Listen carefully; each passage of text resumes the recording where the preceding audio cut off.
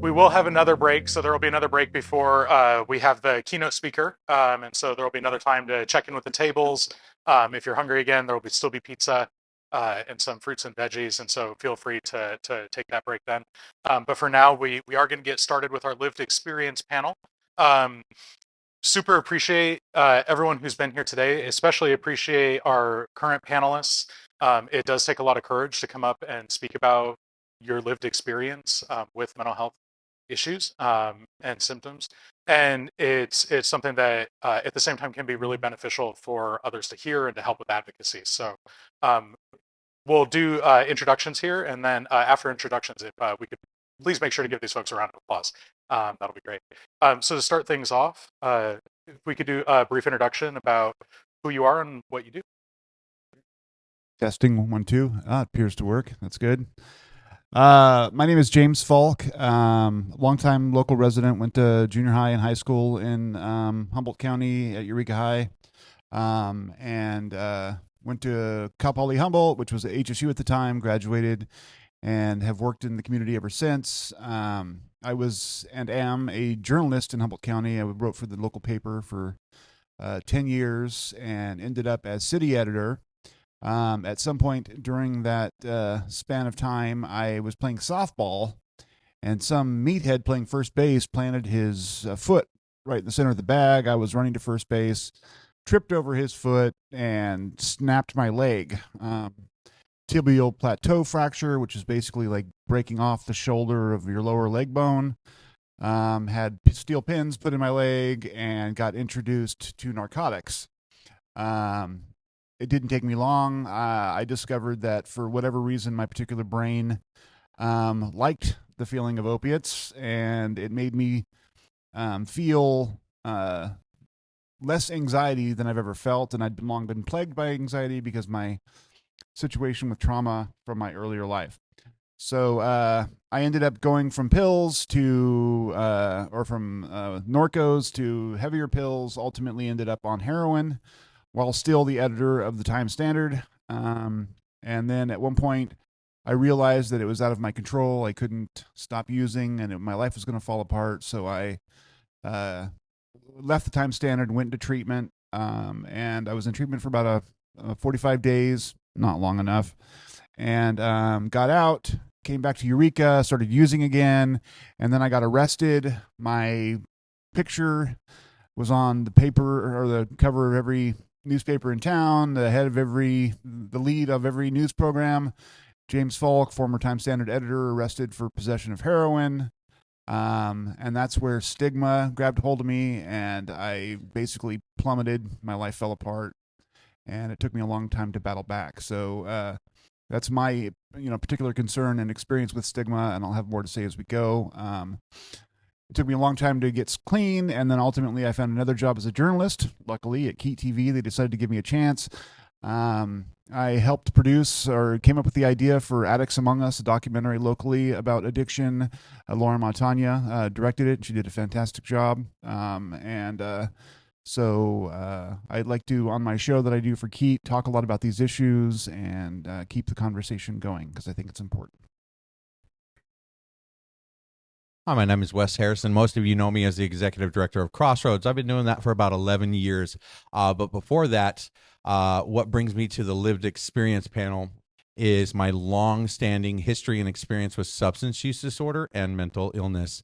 I am the child of a severe schizophrenic mother. She was my sole provider, and she raised me in the city of Crescent City. So I was raised from a very young age by a schizophrenic woman in a county and city that probably has some of the worst services, historically speaking, for mental health.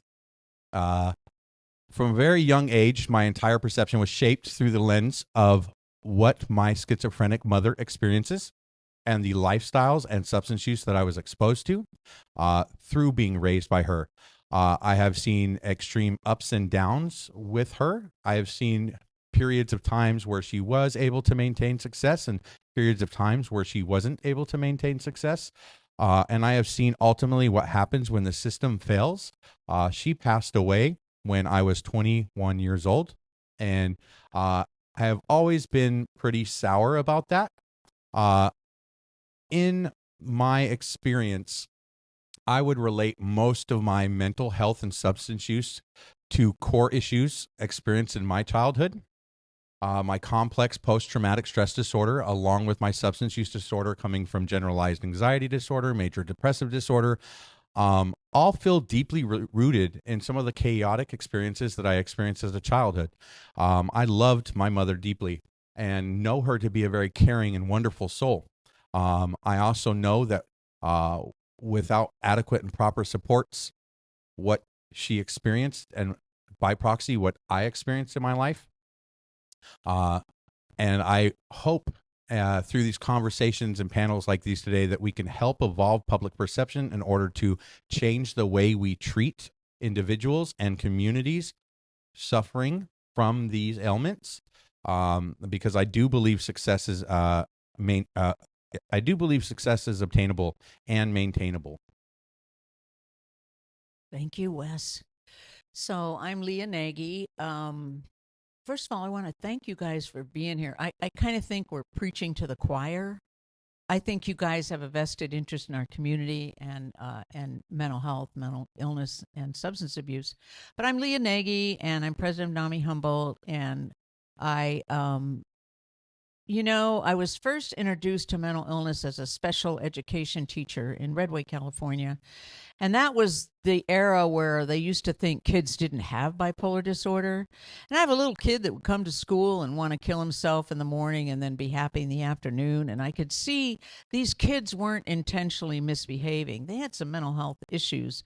Then Newsweek published that magazine, and on the front it's called The Bipolar Child. That was a really a breaking article.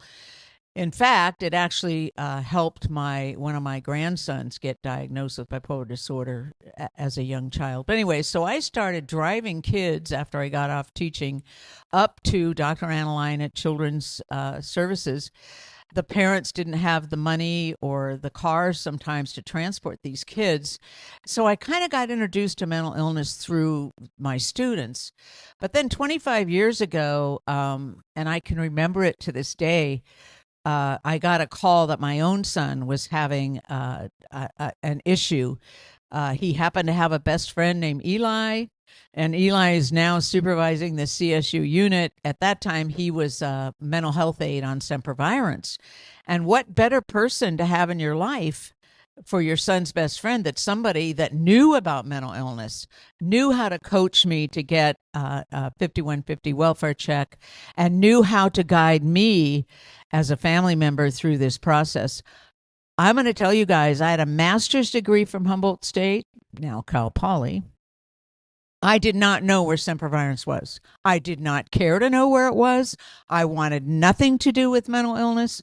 I had heard my mother's mother was mentally ill with manic depressive illness in the Midwest. I remember meeting her as a 5-year-old and thinking how much fun she was. But I do remember odd things like pictures ripped out of a magazine with big nails on the walls. To me, that was a little unusual. And she made these slippers with cardboard and yarn, and she must have made like 20 pairs of these odd shoes. Anyway, but when I found myself drafted, and I call it drafted into the mental health illness arena overnight practically, it changed my whole life. It changed my trajectory, and it's one of the reasons why I am here. I want to help other family members get through this trauma that we face. And, 1 in 4 folks have a diagnosed mental illness. I bet all of us in this room have someone in our family that has had a mental health challenge. So thanks for being here. I'm going to pass it to my wonderful son, Joe. Oh, hi guys. My name's Joe. Joe Nagy. I had a normal upbringing, I say. And was diagnosed when I was about 25. And so I got to hear about Stigma sometime along the line. And got to see some of that play out. But I just wanted to come be a part of this and maybe pass some things along. And I've been battling mental illness for about 26 years or so. And I'm happy to be alive and well.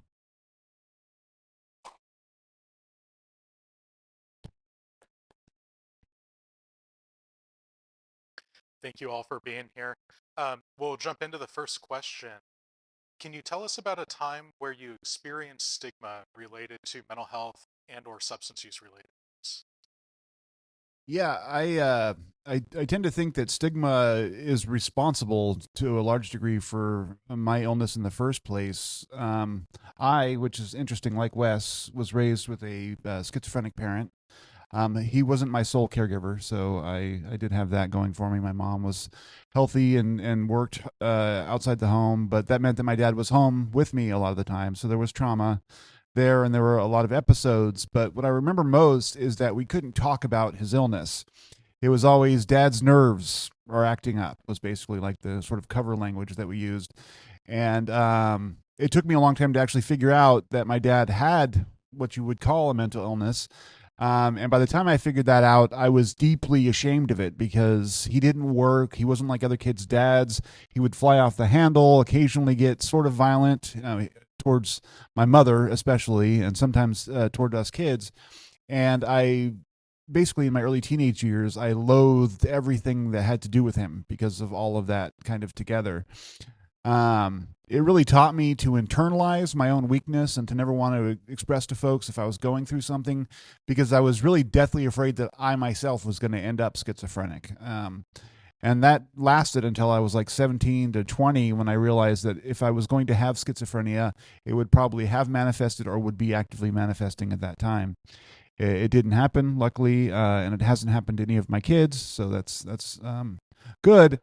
But it taught me not to want to share things that were going on internally and to kind of try and bottle it up and keep it down.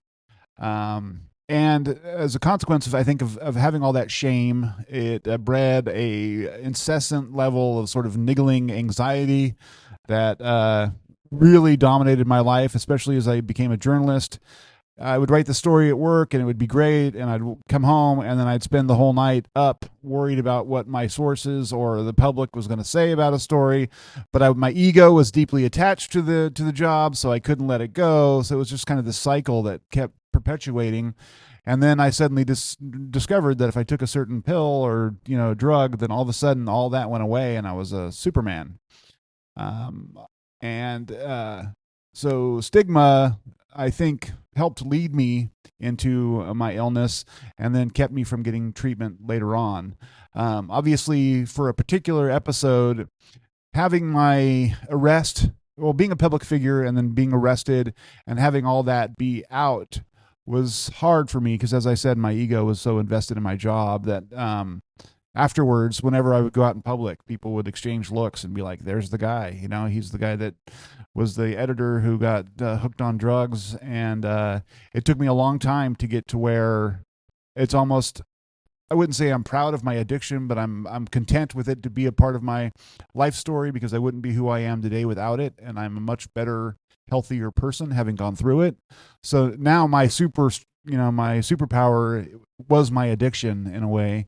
And I feel like, you can't help but go through that without confronting yourself, and in that sort of battle of trying to deal with your ego and all of those things that led up to your disease, you evolve a little bit. And I think that was important.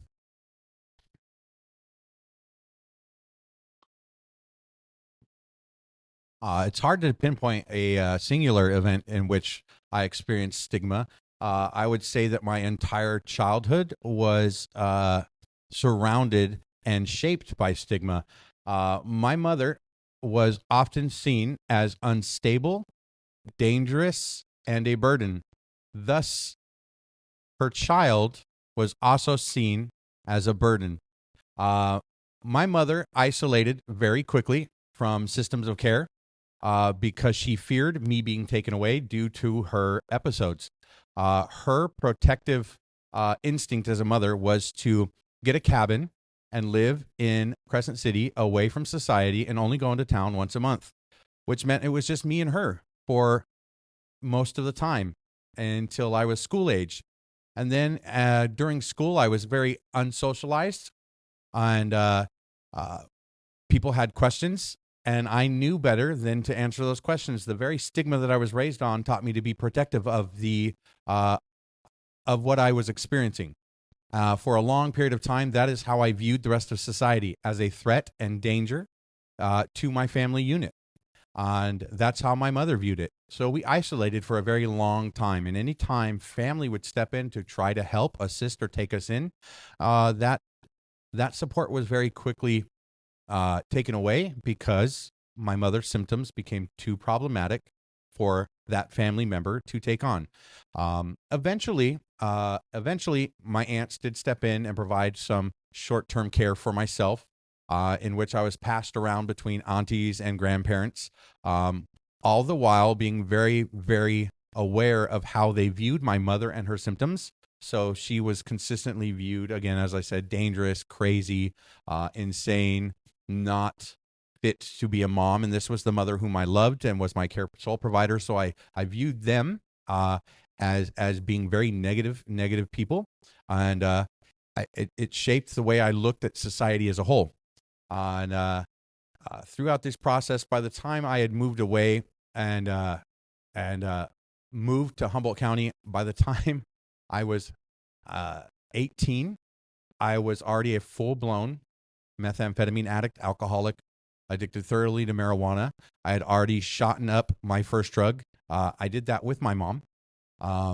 And I watched her addiction slowly take her, even though I feel like I got away. I didn't get away from the addictive substances.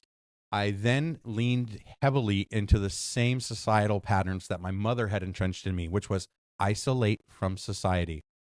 I found a girlfriend who was also an addict, and we stayed together, and she also had some of those patterns, who was very prone to isolating from society. So together, we hid from society. We then got pregnant. We then had children. We then very carefully hid from society as much as we could, almost dooming my children to repeat the same cycles of childhood trauma that I endured.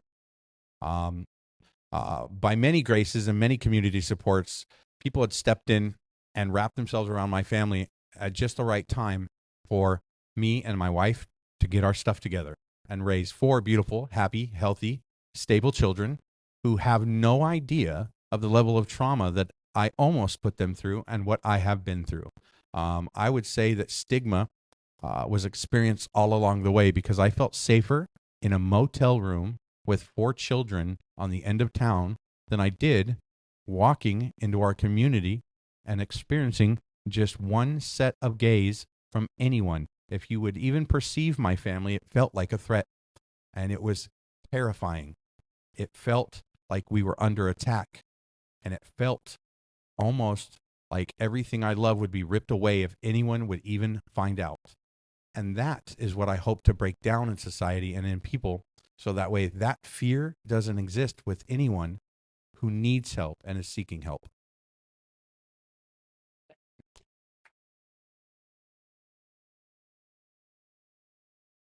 Wow, a couple of powerful stories to follow. I didn't think much about stigma or discrimination or mental illness until, like I mentioned before, it happened to me. And they often say if you have a best friend or someone close to you that develops a mental health problem, that is one of the most powerful ways to break down stigma and discrimination when you think about it.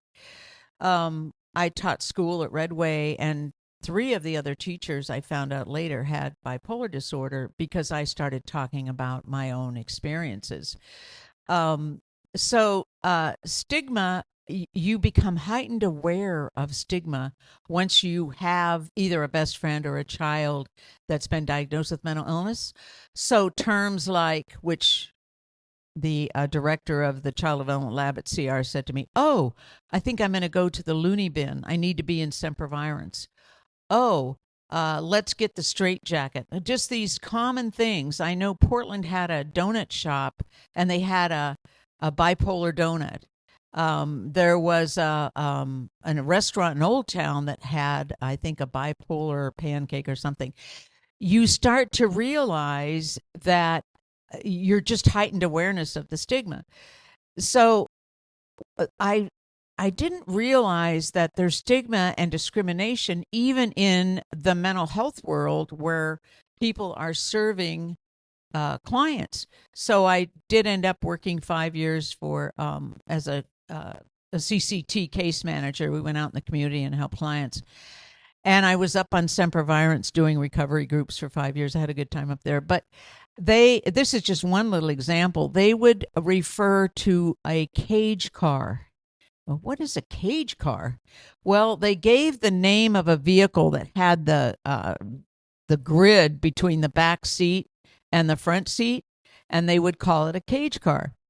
And like Kelly Johnson said, I didn't immediately react, oh my God, that's terrible. That's like you're treating somebody like an animal, whatever. No, I said, oh, you mean the safety car? And every time I heard it, I would say the safety car. Every time I, would see it. So I think for me, the stigma and the discrimination just became way more heightened when I had someone I loved that had a mental illness.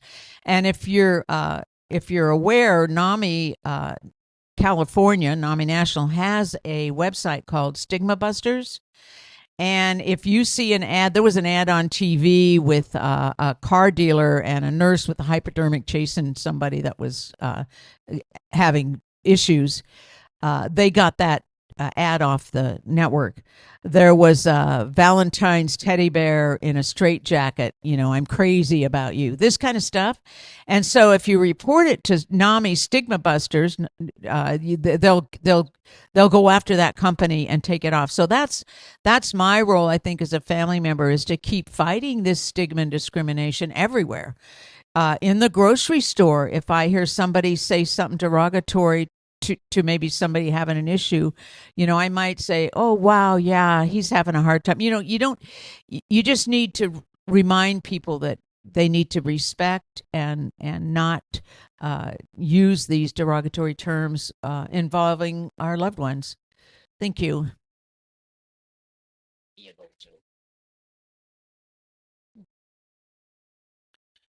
Wow, that's a big question. I can't really think of, I can think of a single time, but I'll just kind of generalize that undergoing these states, when you're just completely in a delusional state, you do all kinds of things. I mean, I was yelling, screaming, singing.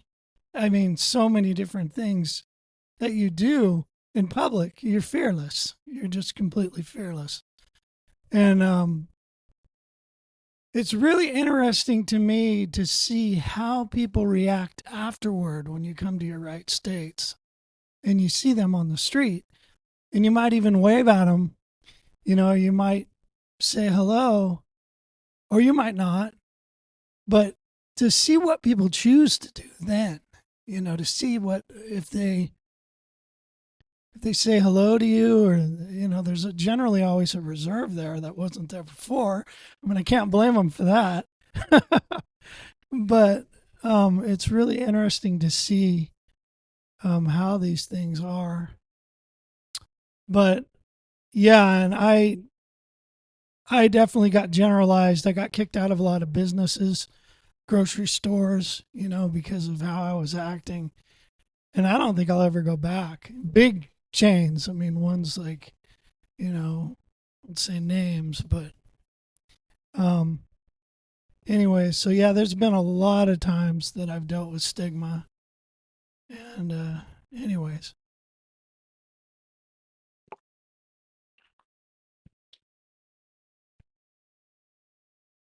Thank you. In your observation, how has the effects of stigma changed over time? If you've as time has progressed, have you seen how stigma is kind of communicated, or what the effects are? Societally, you mean? Societally, yeah. Yeah, like over time, has it lessened, basically? It's an interesting question. Um, I feel like stigma has lessened, but then I have surrounded by myself with people who are more open-minded about that sort of thing.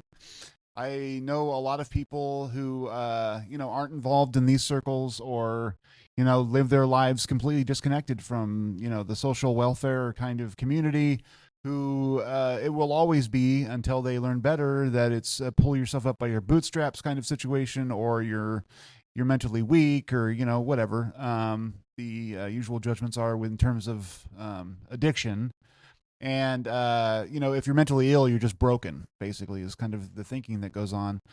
And I don't know that I can say overall society has improved in that regard. I think that public education efforts have helped. I think that long term, the more conversations people have, the more people who are public about the problems that they have and communicate that. Because really, it's knowing someone who is a good person who goes through it, whether it's a family member or a friend or someone that you see maybe even in media or whatever, and they have a life and then they have a break and then their life continues, and you can suddenly see the whole picture from a different perspective because that person was quality and will always be, and so it's not a matter of what their character is. But I think it's a slow process, and I don't know that I could. I would say it's gotten better, but marginally so with people who aren't plugged into these kinds of circles, I guess.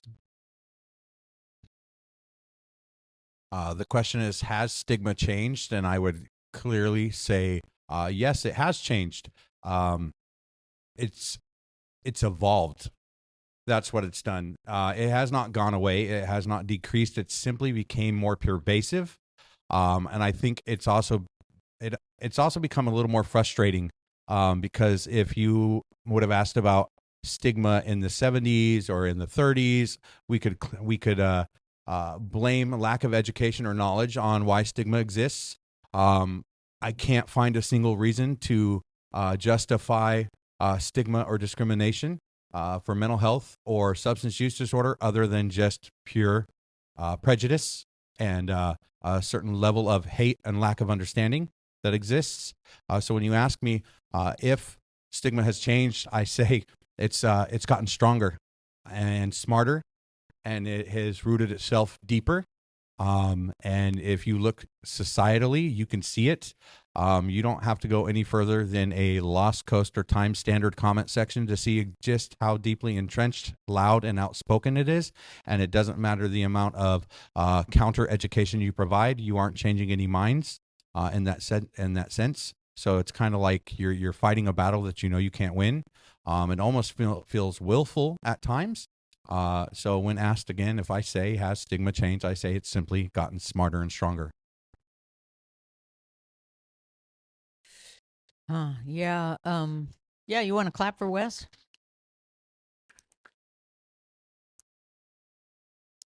Yeah.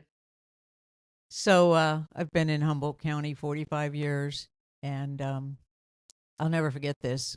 My son he was 14 months into his serious bipolar disorder, and I'm just going to tell you a quick story about how stigma can change. Anyway, Sarah Arthurs was a reporter for the Times Standard, and she wanted to do a series on mental illness. Now, this was 25 years ago. This was amazing that somebody really wanted to, talk about it. And I remember Sarah came to our house and interviewed us, and she said to Joe, "Hey, Joe, you don't need to put your picture in the paper." And Joe said, "Oh, that's fine." So she took a picture of the three of us. Well, the paper came out the next day, and the picture was above the fold. You know how huge it is to get above the fold in the newspaper on the front page. And Joe said, "Oh, that's okay, Mom. Now everybody in Arcata knows why I was acting so weird." Because we had lived there. He was 5 years old when he moved to Arcata. So, that to me was just the beginning of breaking a stigma about mental illness, because the community knew our family. They knew our 4 sons. They knew us. So now they knew somebody that was an amazing musicians. I don't mind if I brag on this kid. He plays steel pan, drums, congas, whatever. Anyway, so I think too for families, in the old days, Freud had the refrigerator mom that caught autism, and they used to blame parents. Any way your kid turned out, it was the parents' fault. And fortunately, over time, that part of the stigma has somewhat changed. Although you will still have parents say in my support group, "Oh, I wish I'd done something different," blah, blah, blah. I said, mental illness is a biological chemical brain disorder. It's a throw of the dice. I have 4 sons. I was married to my husband for 57 years.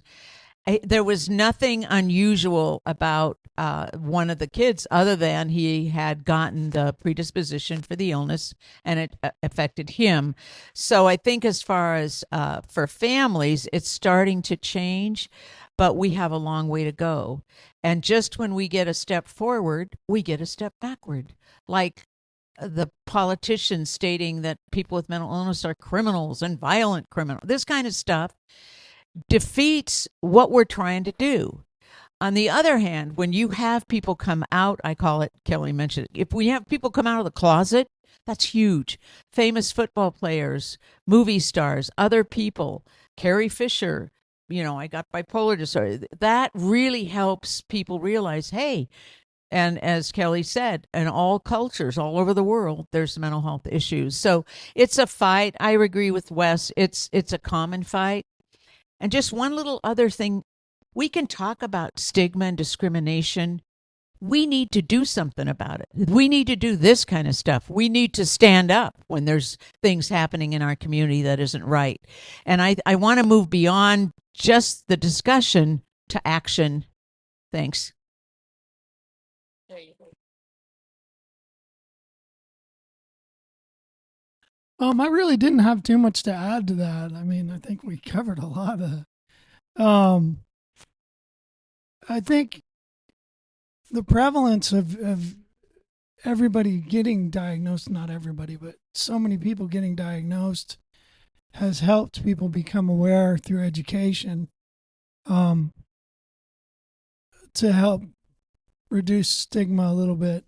But unfortunately, I think in a lot of ways it hasn't changed and it's still around. So that's really all I have to say.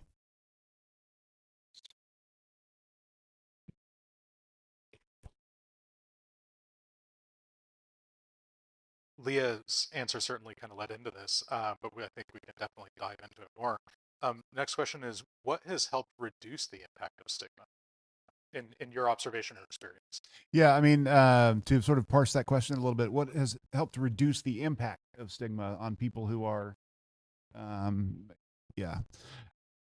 I found, so when I first went into treatment, I first flirted with 12-step programs, and went into a meeting. And holy crap, like, to have a room full of people who were really talking real life, and talking about things that mattered. And it was revelatory for me. And even though it took me a while to get clean, just being in a place where we could talk about the things that we were struggling with and be accepted and have the whole group sort of hold your story and hold your suffering, gave me strength and hope that, propelled me, I think, into recovery later on. So I think dialogue, having conversations, people who have gone through these things need to, I understand it's difficult and it's hard, and I didn't even have the choice, so it's easy for me to say, but people need to get public. You've got to be able to say, yes, I am this person now, and but I had a past, and this thing happened to me, and I got over it, or I got through it, and so can any of you, and it's not something to be ashamed of. If people aren't afraid to say, yeah, I had shingles, 2 years ago, and it hurt like hell, then why can't we say I had an anxiety attack that left me, out of work for 3 months, or depression, or an addiction, any of those things. It's a biological manifestation of ill health. It's not a character defect, but we have to act like that, which is to say, it doesn't reflect poorly on my character to come forward and say, I had an episode. And until, society as a whole can accept that and everyone step forward who has these issues, only then will everyone realize, I think, how pervasive it is, and therefore, hopefully, lessen judgment as a result.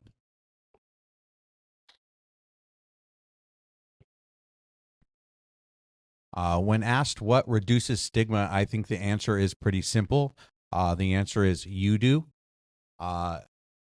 If you weren't here today in events like this would just be 4 people talking to an empty room. It is your compassionate eyes and open ears that help us feel safe enough to share our experiences. And when we feel safe enough to share our experiences and you hear those experiences, you relate to those experiences, you take that same compassion, empathy, and understanding into all circles in your life. Just as stigma spreads like a virus, so does empathy.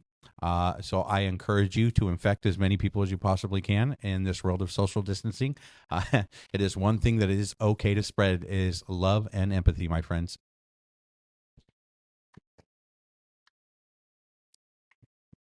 Yeah, so I mentioned before, reducing stigma helps when people in different professions and walks of life come out of the closet and talk about it.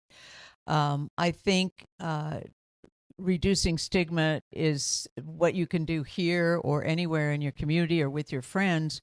When you have someone, again, say something derogatory about somebody with mental illness, try and rephrase it for them. Oh, that person's having a hard time. But I think each one of us has a role in our families, in our culture, in our communities to advocate for tolerance, to advocate, as Stacy said, as for mercy, forgiveness, realize that people do recover. And just because they were ill and psychotic a few years ago, they have a future. And supporting in any way you can, whether it's donating to NAMI Humboldt or whether it's, taking bottles of water to people that are homeless, anything you can do. And people see you do that. People will notice, oh, wow, that's cool. And that's, I think, just by example, you can reduce stigma in our culture. Thanks.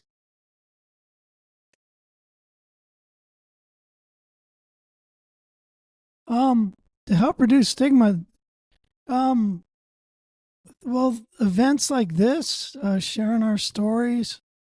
We got the May's Mental Health Walk coming up, and the barbecue, and community connections like this help.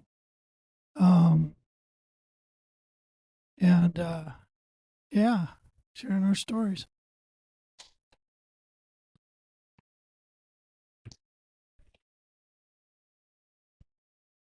All right. What is the #1 mental health myth you would like to bust today? I think, my life experiences around addiction. So I would say that, substance use disorder, the idea that it's a character defect or a lack of willpower that keeps people from getting clean or overcoming their substance use issues. I know that almost everyone I dealt with when I was in active addiction wanted more than anything else in the world to get off the drugs they were on. They just couldn't. They would go to bed at night having decided that that was the last time they were ever going to use, and then they wake up in the next morning and they'd be, clammy and ridden with anxiety, and they would have no choice. They'd have a compulsion to go use again, and without some kind of psychic break, and I don't mean that, basically some sort of powerful realization and transformative event, a lot of people can't break out of the cycle. And so we need to help support people to have those kinds of epiphanies and not judge them because they haven't had them yet. It's not something that is made to order. Each person has to come to it differently. And so it's not a matter of character. The problem is that when that kind of stigma leads people to shame, and then if they can't get out of the cycle, like my wife's uncle committed suicide because his family judged him in a way that they basically decided he was just a weak person who couldn't stay off drugs, and he internalized that and ultimately took his own life. That's the kind of thing that happens to people because society has defined them wrongly, and I would like to see that myth go the way of the dodo bird.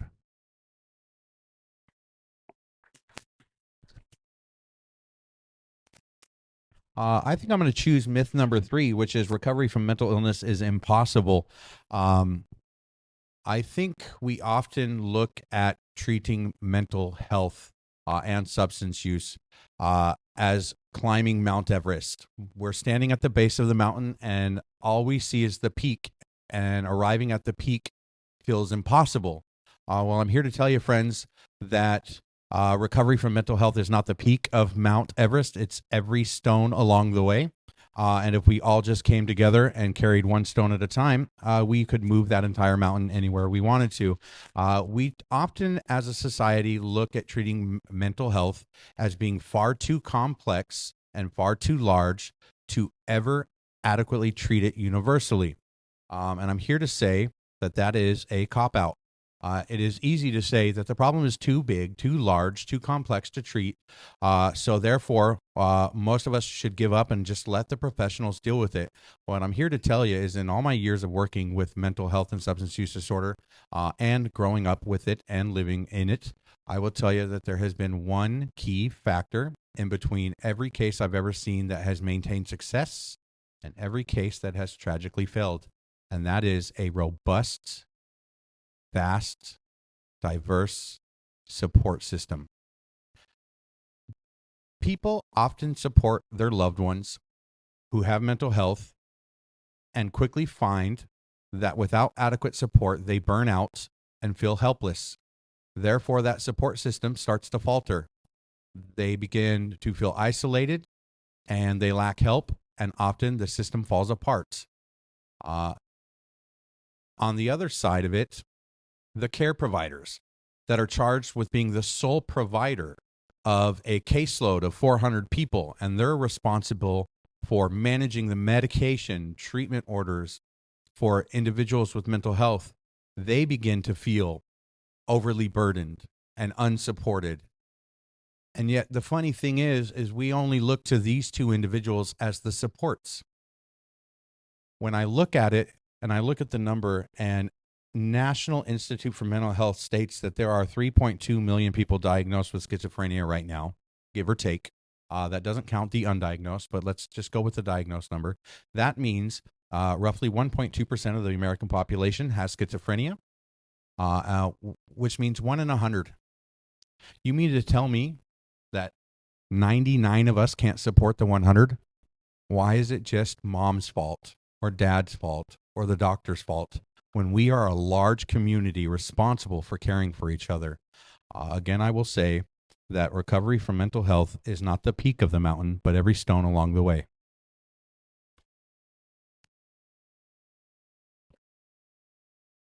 I'd like to attack all the myths, but I'm only going to pick one for lack of time. But anyway, I think the myth that I have heard and continue to hear is that if somebody's mentally ill, it's their moral ineptitude. It's their fault.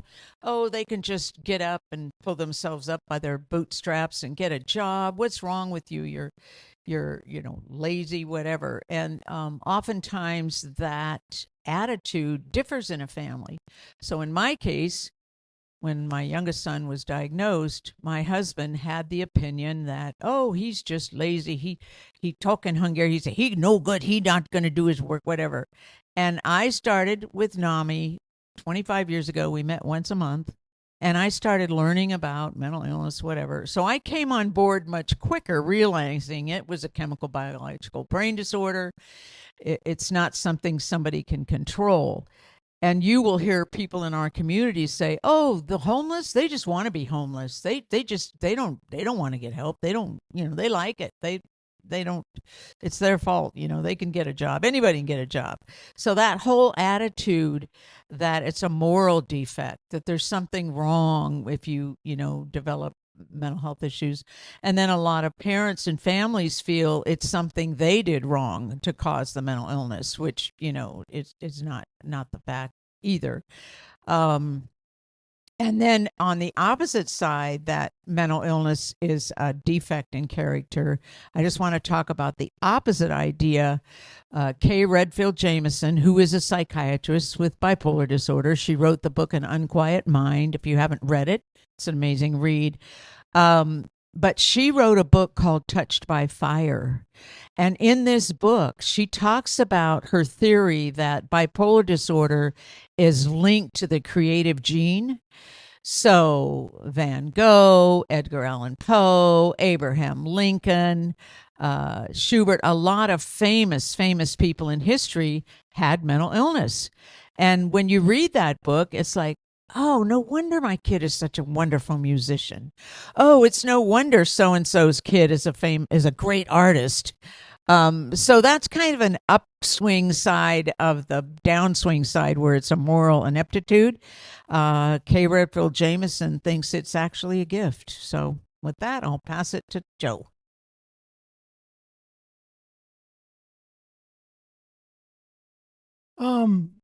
My myth, the myth I'd like to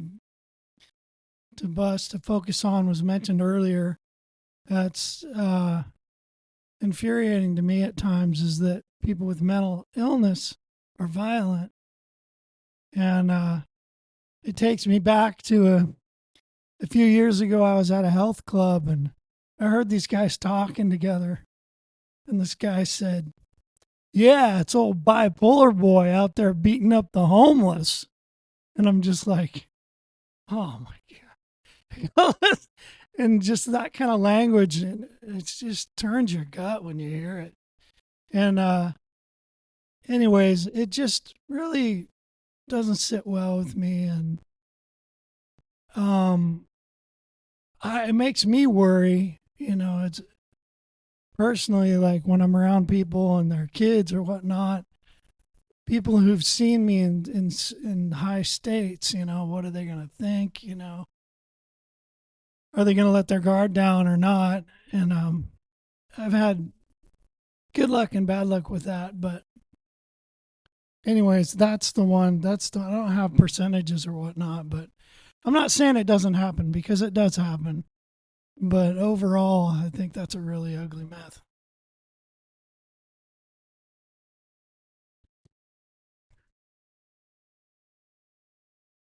All right, last question.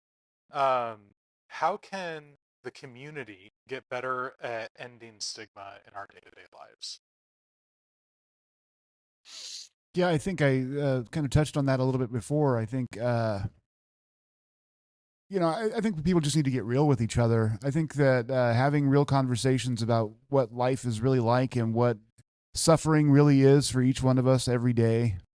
I think talking about those sorts of things and, getting away from the, Facebook status, everything is great. Look at my front yard, look at my new car. Like those sorts of surface level transactions build an image in people's minds of how perfect other people's lives are. Nobody's life is perfect. Everyone goes through terrible times. And if we can talk about that, then we understand that. And when we go through difficult times, we don't feel like the universe has singled us out. We're just another part of the universal experience. And so dialogue, openness, I think we all, on every level, need to stop judging other people because we don't know, what put them in that position and how they got there and what they need to get out of it. And the only way to figure those things out is to have deep and prolonged conversations that are longer than 140 characters on the internet.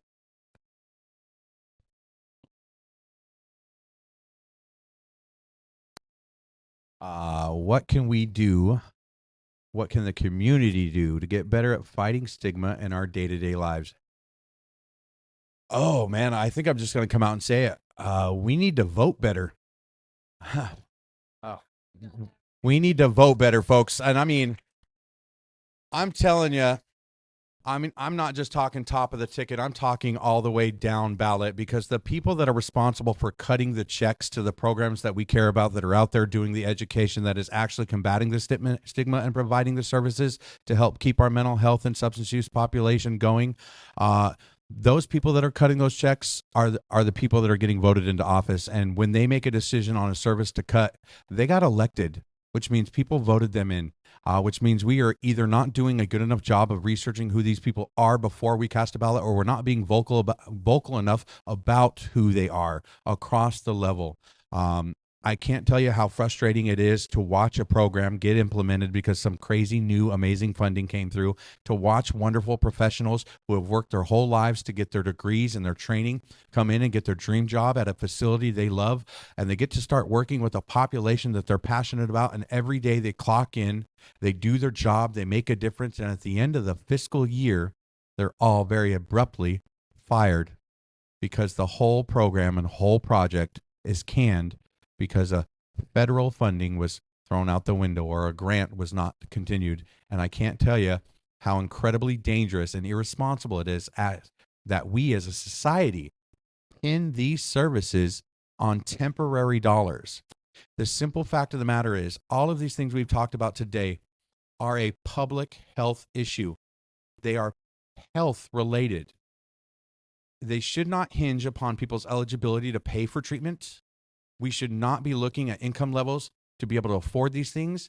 We should be making sure that our governments hear us loudly and clearly, that universal health care is put on the ballot so that way everybody can afford the services and programs can be funded into perpetuity for these services to be radically available. And I'm talking radically. I'm not talking about a program opening up that has a wait list 90 days long. I'm talking about anytime you need it, it's there and in abundance. There are so many things we fund so quickly. I can't tell you how many times we will pay for road money, but we argue and bicker with each other about mental health care. To me, it seems like we have our priorities messed up. And I'm certain the crowd that probably needs to hear this isn't even here, but I'm gonna say it again. Ladies and gentlemen, we need to vote better.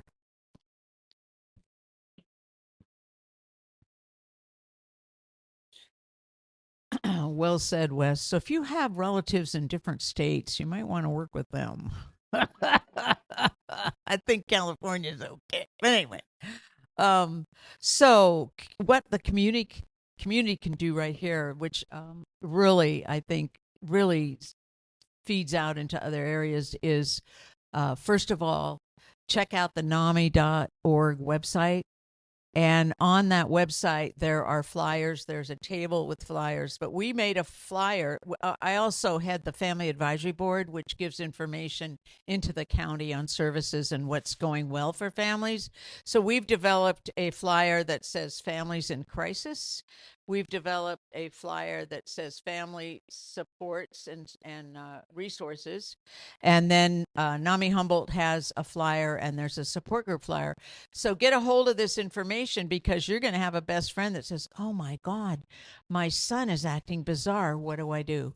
And there's a lot of resources in these flyers. So in our community, right next to home, down the street, in your neighborhood, you will have people, if they know you're even open to talking about mental illness or mental health stuff, they'll be coming to you.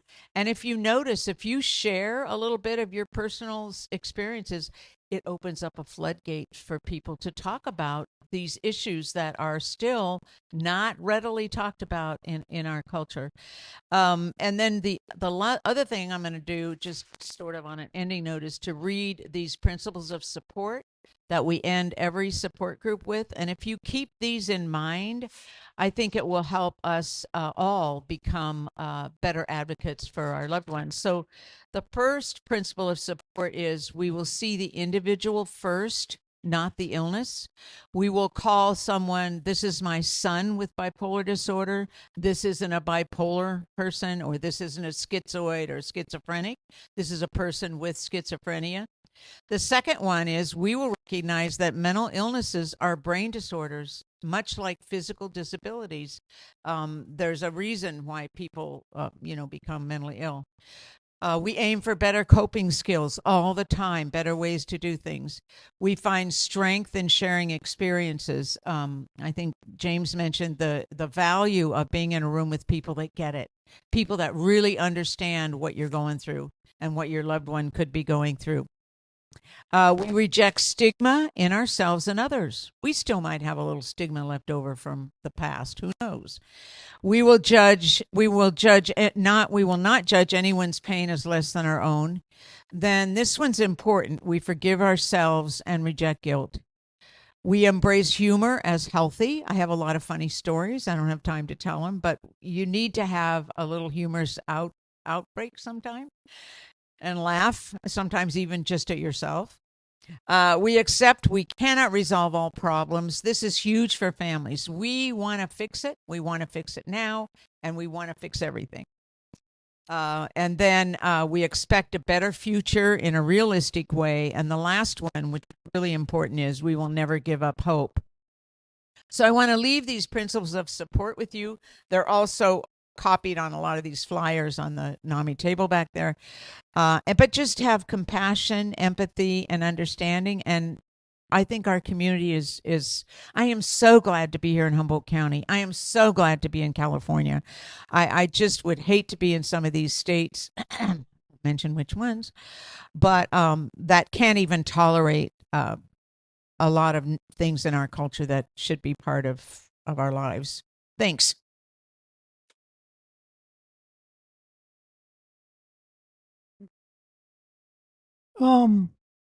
I think we can get better by having empathy. I think empathy is a big one with this. When we see somebody who's homeless or mentally ill or whatever, we don't really know their story. And I think that's important, not write them off as this or that. Not judge them, basically, but to have empathy.